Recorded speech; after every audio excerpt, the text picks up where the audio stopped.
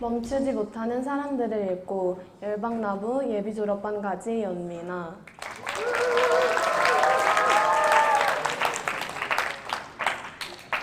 무언가에 중독된다는 것은 현재 사회에서 보편적으로 발생하는 사회적인 현상이다. 고대 로마 시대에서의 중독은 노예가 되었음을 의미한다. 내가 스마트폰에 중독이 되었다는 것은 스마트폰의 노예가 되어 나의 통제력을 상실했다는 것이다. 나는 스마트폰에 심각한 중독이 있는 것은 아니지만 지난 JD에서 유혹에 가끔씩은 넘어지기도 하고 뿌리쳐내기도 하면서 온전한 미디어 금식을 하지는 못했다. 그런 나에게 이 책은 미디어에 대하여 경계하여야 하는 이유뿐만 아니라 여러 가지 행위 중독들의 영향, 그리고 중독을 동력 삼을 수 있는 방법을 제시해 주었고, 지금은 내가 중독되어 있는 것은 무엇인지 다시 생각해 보는 데 도움을 주었다. 먼저 모든 게임이나 디지털 기기에는 많은 테크놀로지들이 있다. 애플워치나 VR 기기, 스마트폰 등의 기기들은 모든 것이 설계된 대로 작동한다. 테크놀로지의 그 자체는 도덕적으로 선하지도 악하지도 않다고 저자는 말한다. 하지만 그 설계가 사회적인 발전이 아닌 개인적인 사업에서의 금전적인 이익을 바랄 때 이야기는 달라진다. 금전적인 이익을 위하여 사람들을 많이 꾸준히 사용하게 해야 하기 때문에 중독시킬 수 있는 요소들은 연구하고 설계하여 프로그램에 포함시키기 때문이다. 많은 사람들의 정보를 기반으로 치밀하게 설계된 것에서 나의 의지로는 빠져나올 수 없다는 것을 다시금 상기시킬 수 있었다. 이것이 미디어를 경계해야 할 첫 번째 이유이다. 나의 의지는 나의 마음가짐에 따라 변화시킬 수 있지만 나의 뇌는 나의 의지로 바꾸기 어렵기 때문이다. 많은 사용자들의 사용 패턴에 따라 설계되어 뇌의 원시적인 부분을 자극하여 의지와는 상관없이 계속 떠오르게 되고 그것이 바로 중독이며 설계자들이 원하는 바이기 때문이다. 중독에는 물질 중독과 행위 중독이 있다. 물질 중독은 우리가 중독하면 떠올리는 마약 중독 등이고 행위 중독은 스마트폰 중독처럼 특정 행위에 대한 중독이다. 이 책은 여러 중독 현상에 대하여 설명하는데 이 가운데 4가지 중독 현상에 대하여 나누고 싶다. 첫 번째로는 목표 중독이다. 대표적인 예시로는 웨어러블 테크놀로지이다. 애플워치는 하루에 걸은 거리, 소비한 에너지 등의 다양한 수치를 보여준다. 수치들은 목표 중독으로 가는 지름길 중의 지름길이다. 어떠한 목표를 달성했을 때 도파민이 분비된다. 그 다음번에 쾌락을 느낄 때는 더 많은 도파민이 분비되어야 한다. 그래서 끊임없이 목표 수치를 더 올리게 되고 그것이 바로 목표 중독으로 이어지게 된다. 또한 사회적 비교 원리에 따라서 사람은 자신이 가진 것과 남이 가진 것을 자꾸 비교하려고 한다. 그것 또한 목표 중독으로 이어지게 된다. 목표 중독이라는 행위 중독을 알아가면서 나 또한 목표 중독에 많이 노출이 되어 있다는 것을 느꼈다. 친구와 시험 성적을 비교하려 할 때가 있고 그 비교의식 속에서 목표를 세우고 그 목표를 이루는 것에 있어서 정신적인 결과가 따라오는 것이 목표 중독으로 가고 있는 길이라는 생각이 들었다. 만방에서 생활한 지 3년이 다 되어 가는데 이런 생각을 품고 있다는 게 참 부끄럽지만 누구를 이겨야 하고 나와 비슷하다고 생각했던 친구 아니면 나보다 그래도 좀 못하겠지라고 생각했던 친구들이 나보다 성적을 잘 받았다는 것을 알게 되면 그 비교의식 속에서 계속해서 목표 중독이 나도 모르게 내 안에서 자라나고 있었다.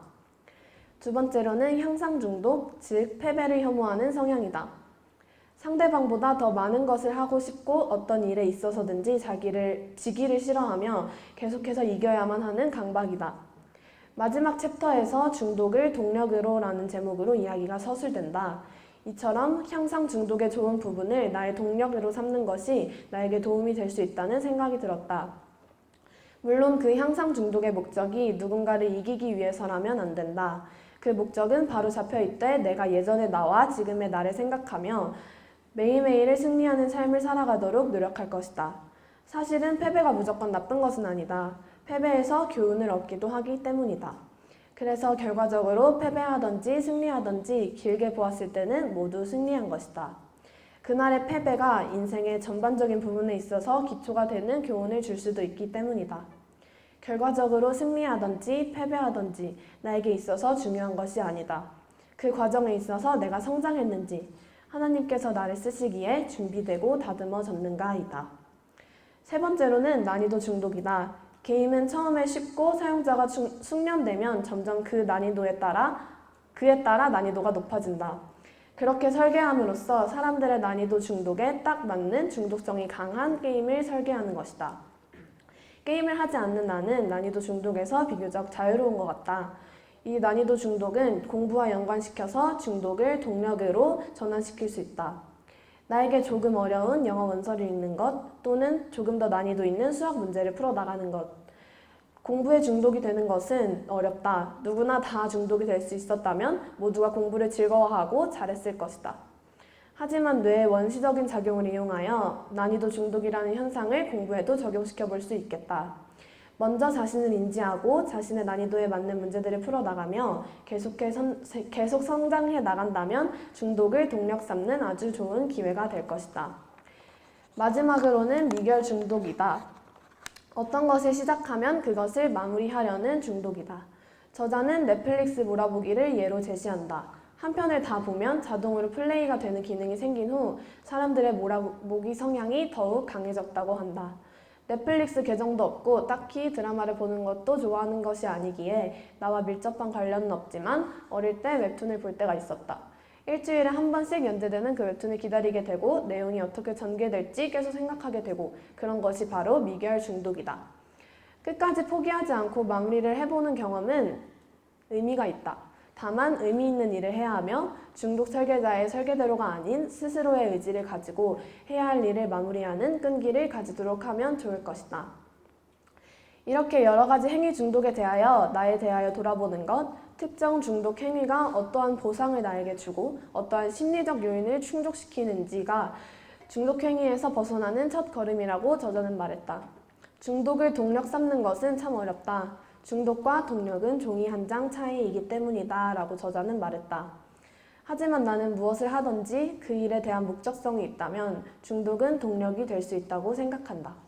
나의 삶의 목적이 무엇인지, 내가 이 행위를 하는 것의 목적이 무엇인지가 명확하다면 중독이 아닌 동력으로서 나의 삶을 더욱 윤택하게 만들어 갈 수 있을 것이다. 중독에 관하여 한 가지 느낀 것이 있다. 중독은 하나님께서 우리를 지으신 모습을 망가뜨리는 것이다 라는 것이다. 책에서 한 사람의 예시가 나와 있다. 와우가 아이작이 마치 자기의 삶을 장악하고 있다는 착각에 빠지게 된다고 말해준다. 게임 밖의 아이작의 세상은 계속 허물어지고 있지만 와우에서 하나하나 정복해 나갈수록 실제 세상은 그의 삶에서 점점 더 가치를 잃어가게 됐던 것이다. 이 부분을 읽자마자 든 생각은 하나님의 자녀인 내가 세상의 가치에 중독되어서 나의 본 고향으로 내가 돌아가야 할 곳, 하늘의 가치를 잃어버리는 것과 참 비슷하다는 생각이 들었다.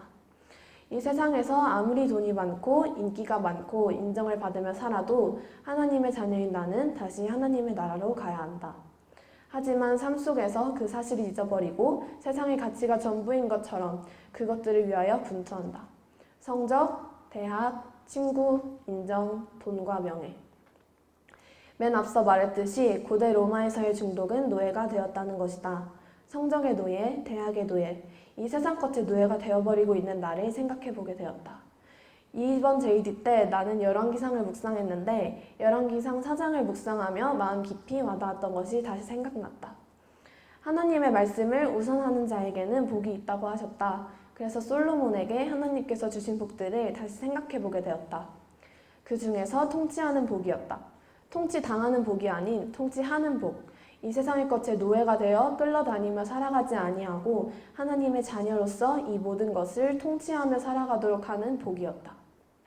그 복이 우리에게도 나에게도 적용된다고 생각한다. 하나님의 자녀된 나는 세상 권세 다 이기신 예수님을 힘입어 세상의 것에 통치당하지 아니하고 통치하는 삶을 살아가야 함을 다시금 상기시킬 수 있었다. 나는 세상의 것을 통치하며 살아가는 하나님의 자녀이다. 감사합니다.